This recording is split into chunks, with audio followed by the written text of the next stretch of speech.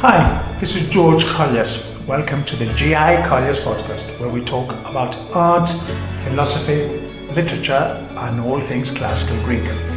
In today's episode, we will be talking about Aristophanes' play, The Frogs.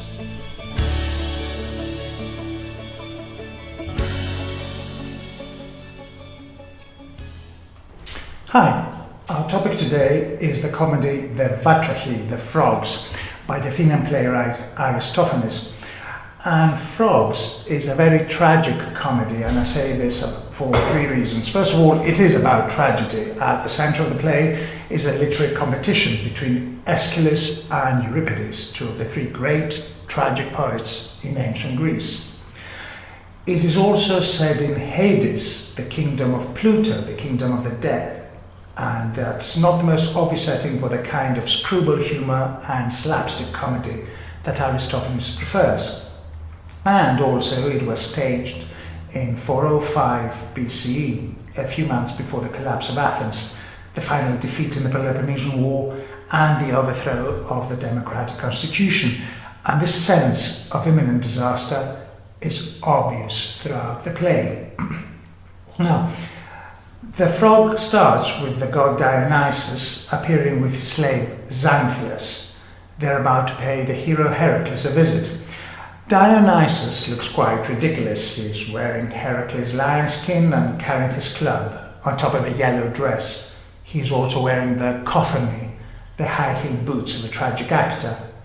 Dionysus, remember, was the patron saint of drama, both comedy and tragedy.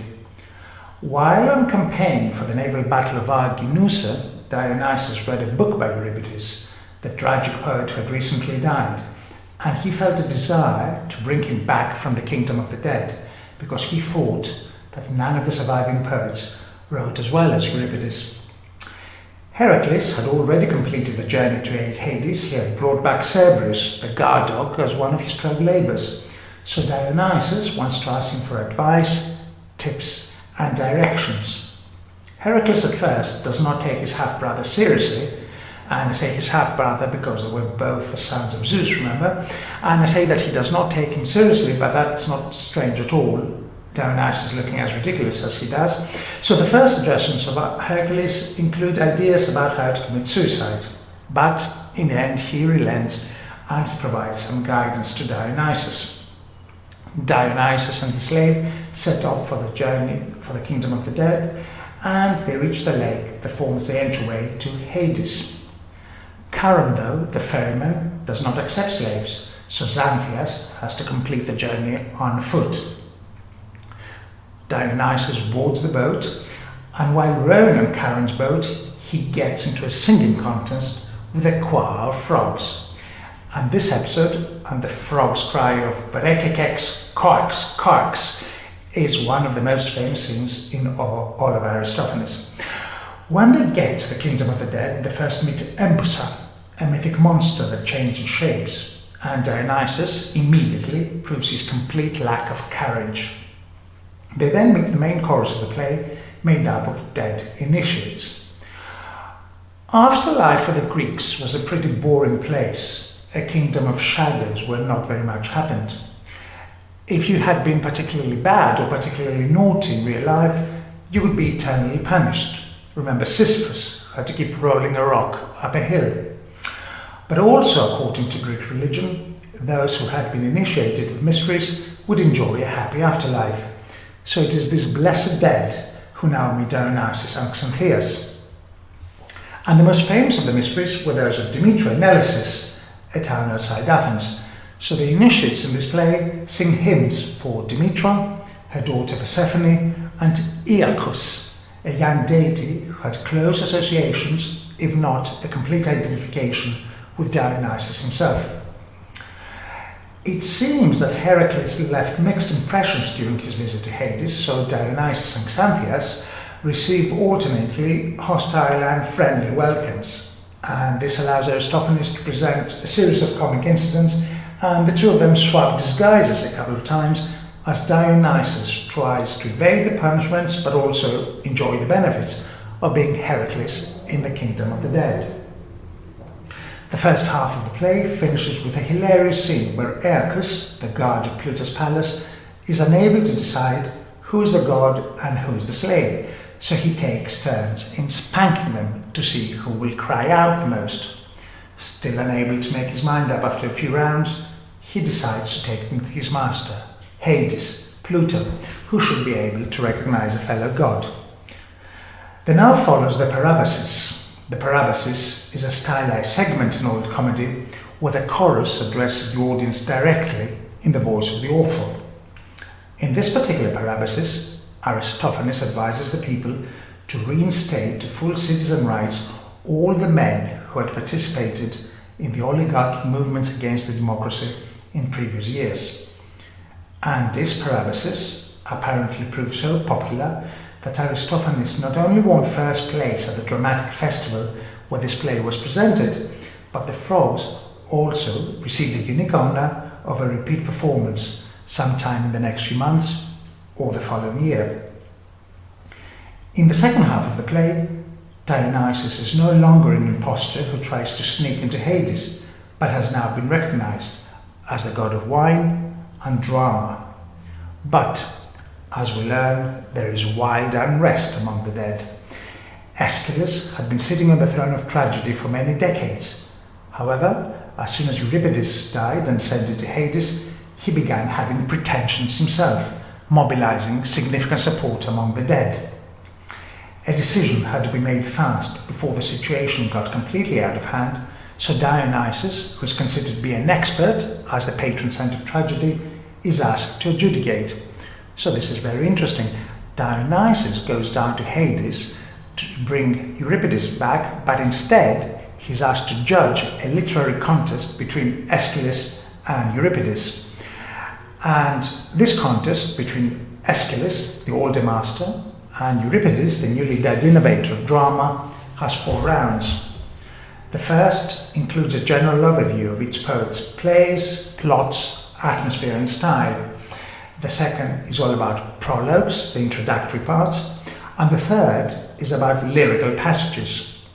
The fourth is a pretty ridiculous and literal weighing of different verses on a scale, where, for example, a verse about 2 dead men and 2 chariots will win over a large piece of wood, because the 2 dead men and the chariot weigh more kilograms. The second and third round get into some very technical details of metric and composition and are a fount of knowledge for philologists trying to understand Greek tragedy better. And chiefly because of these 2 rounds, the frogs are often called the first work of literary criticism in history. However, it is the first round where the most fundamental differences between the 2 approaches are discussed. Aeschylus is associated with old-fashioned morality and the martial spirit of Marathon, the values that made Athens great in the past. Euripides is linked with lax morals and with an invitation to the common man to have opinions about everything, to talk about everything, and to question everything. After 4 rounds, Dionysus is still unable to decide, at which point Pluto ups the stake, and he tells him that he will allow him to take whomever he prefers back to the upper world. So Dionysus now offers the tiebreakers 2 questions on current affairs. The first question has to do with Alcibiades, the maverick politician who divided common opinion in Athens, and the second question is about more general strategic advice to the city. After the answers to the questions, Dionysus still claims to be undecided and announces that he will simply follow his heart and take Aeschylus with him to the upper world. The chorus accompanies Aeschylus with torches and some hymns from his own plays to the upper world. It is always useful to be aware of the political background when discussing an Aristophanes play, because first and foremost these plays are intervention, commentaries and criticisms on what was happening to the city at the time of writing. This play was performed in 405 in what turned out to be the penultimate year of the Peloponnesian War, and the impending defeat informs much of the plot and the atmosphere. The previous year, a desperate Athens has scored its last major victory in the war in the naval battle of Arginusa. In fact, by the time of the battle, the city was so undermanned that both the hippies, the knights, the wealthy aristocrats who usually fought in the cavalry, and their slaves were used as crew for the ships. And despite this famous and unexpected victory, the city by that point was on a major death drive. After the battle, the people condemned to death 6 of the 8 generals in charge of the victorious fleet for failing to collect the shipwrecked survivors. Thus, they completely destroyed morale, magnified the divisions within the city, and practically kissed goodbye to any remaining chance of a meaningful recovery in the war. A few months after the production of the frogs, the Athenian fleet would be completely annihilated in the Battle of Aigos Potami, and the following year the city would capitulate, the Spartans would breach the walls and overthrow the democratic government. Many of Sparta's city allies actually would press for a complete destruction of Athens, but that luckily never materialized. The Frogs is one of Aristophanes' most famous plays because of the literary competition between Euripides and Aeschylus. And if you tell someone, I'm going to see the Frogs, they're going to tell you, oh, the one with the literary competition. But what people sometimes fail to remember and appreciate is that the first half of the play, the whole first half of the play, deals not with the competition itself, but with Dionysus' journey to the underworld. Most of Aristophanes' comedies center around a hero who embarks on a fantastical quest to improve his life. For example, make a private peace treaty with Sparta, or found a city of birds in heaven.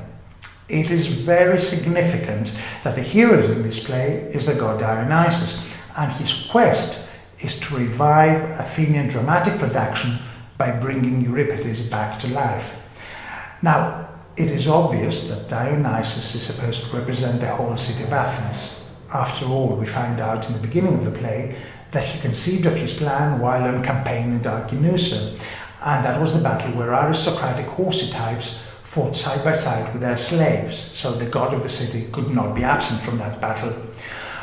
We are constantly, throughout the first part, reminded of Dionysus' presence in the city and his patronage of various religious festivals, such as the Amphisteria, which are mentioned by the chorus of the Frogs, and the Mysteries, where he's present as the initiate Iacchus.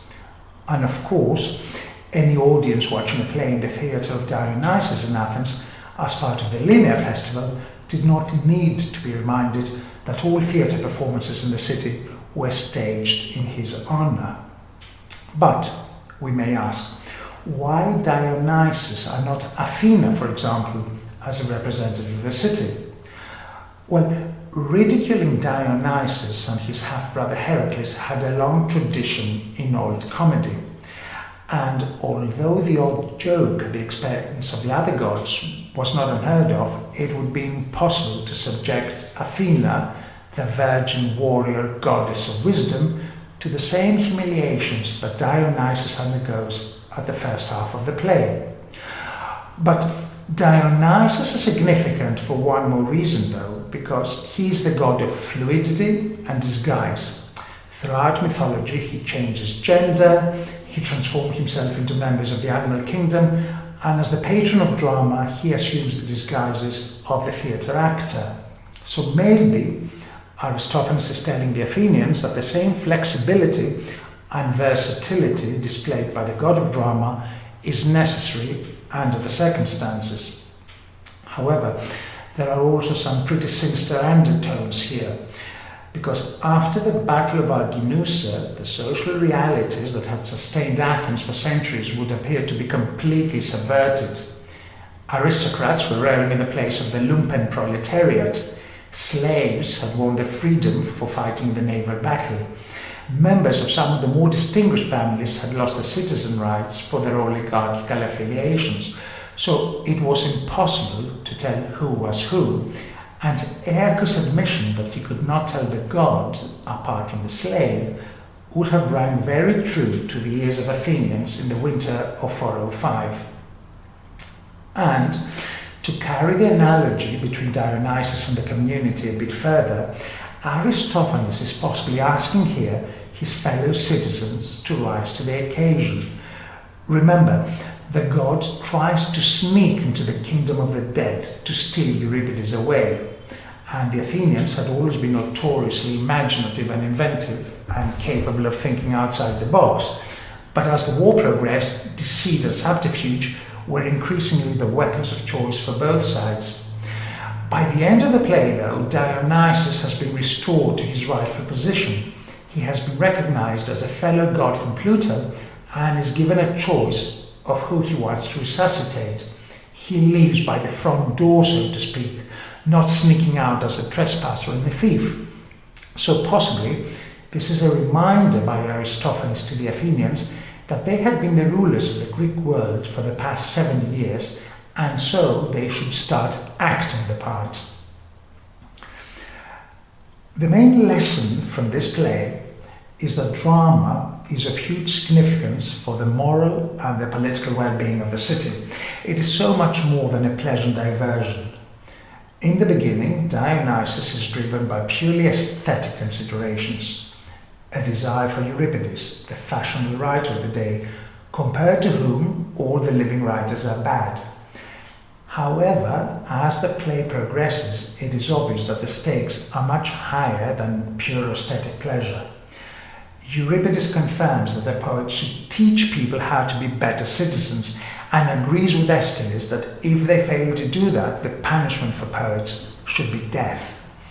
A bit further down, Gikollias says that schoolboys have teachers, but adults have poets to teach them.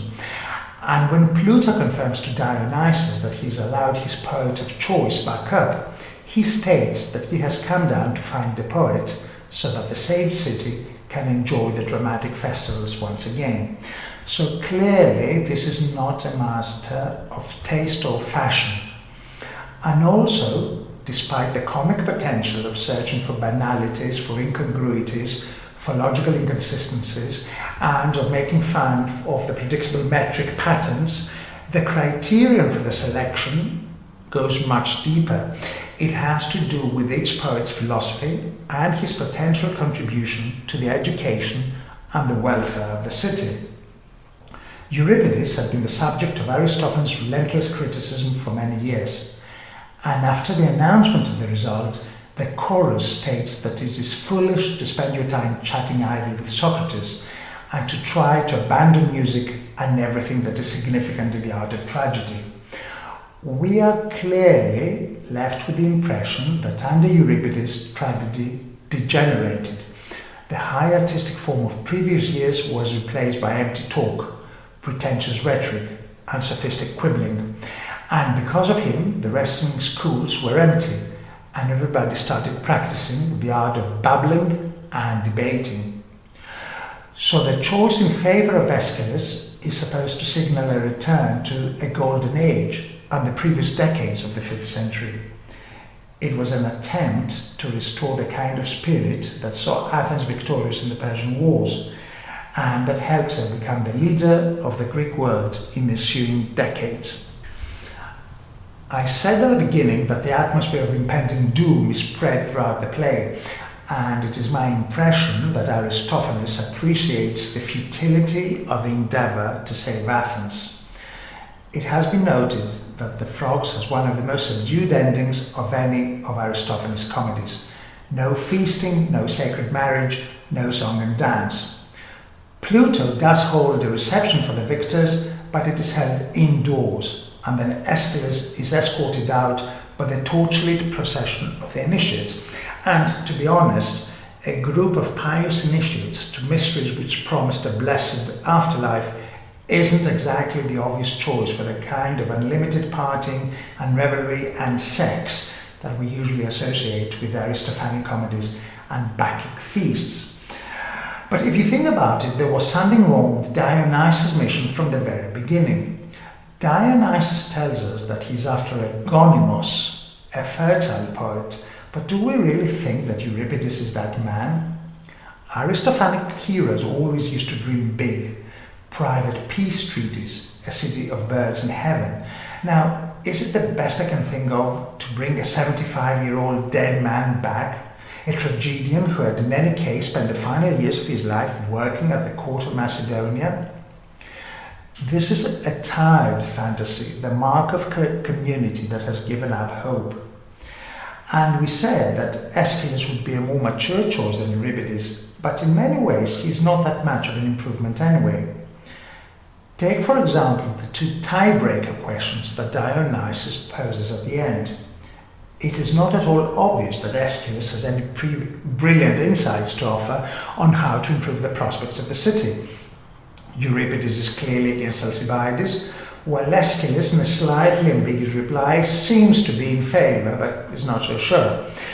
Euripides' strategy advice is very similar to the parabasis that won Aristophanes so many plaudits, as he recommends that the city start making use of the best men. Aeschylus retorts with some vague comments about Athens should rely on its navy. Now, that was a great strategy for the 480s or the 430s, the time of Themistocles and Pericles, but it is of questionable value now that the Peloponnesians had a super powerful navy financed by the Persians. So one senses here that Aristophanes appreciates that a few rousing words in Marathon and the good old Athenian navy are bound to get a big round of applause from the audience, and, maybe as it happened, secure a win for the play. But with the Spartans literally ante portas, outside the gates, he also realized that the few platitudes on the return to the good old days and the martial values of previous decades are unlikely to be of much help for the city. Any discussion of the frogs will need to address the question of the two choruses. As we said, the main chorus of the play is the chorus of initiates in the Mysteries, but we saw that while Dionysus is riding on Charon's boat, he gets into a singing contest with the second chorus, the chorus of frogs, which even gave the play its name. This double chorus is a very notable peculiarity both for Aristophanes and, as far as we know, for Greek drama in general. It is not clear at all what dramatic purpose they serve, assuming that Aristophanes did not simply want to play around with the brikekex quacks quacks theme and simply to present a beautiful and amusing musical interlude. Among different explanations, I find it interesting the one that says that the frogs represent the noise and the cacophony of current poetic production that Dionysus was revolting against, and that he's hoping to avoid it and silence it by bringing Euripides back from the dead. Perhaps more interesting, though, is the question of whether the frogs were visible or not, or whether they were simply hiding behind the skene, the scene. And this is not clear at all. Given the dire economic situation of 405, equipping two choruses for one play seems an extravagant luxury. However, the chorus of initiates at some point mentioned that they are wearing rags to economize, and this might mean that extra funds were available for the colorful green costumes of a chorus of frogs. However, we also don't know how Charon's boat worked and whether it was rolled in on wheels or not, because that might be another significant added expense for this play. We all know that there were three major tragedians in Athens, so another obvious question to ask about this play is, where is Sophocles in the Frogs? Sophocles in many ways is between the two extremes of Aeschylus and Euripides, so the comic potential of pairing him off against either of the two would be reduced. Looking at the dates of the play, though, some scholars have theorized that Aristophanes came up with a plot idea as soon as Euripides died, while Sophocles was still alive. Sophocles then died a few months later, before the production of the play. By then it was too late to change it significantly, but there are various points within the script when Aristophanes acknowledges the recent death of Sophocles. And right at the end of the play, the departing Aeschylus leaves a message for Sophocles that he should look after his throne for him and under no circumstances should allow the liar Euripides to sit on it. It is also very interesting for us that Aristophanes confirms every other account we have of Sophocles' character when he has Dionysus say that he expects Sophocles to be just as Evkolos, easygoing and popular in Hades as he was in real life. And finally, I would like to close with a note for book lovers. This play makes two very interesting points about the spread of literacy and books in 5th century Athens. The first is when the chorus says that everyone now in Athens has a book and can read and learn what is right. And the second comes when Dionysus admits that he developed his passion for Euripides when he was reading the play Andromeda on the ship while on campaign. So not only do we learn that scripts of plays circulated in written form in book form, this is also one of the first accounts of solitary reading that we have in all of Greek literature. And this concludes today's episode of the Gikollias podcast on Aristophanes the Frogs. I would like to thank you very much for your attention and hope to be able to speak to you soon. Goodbye.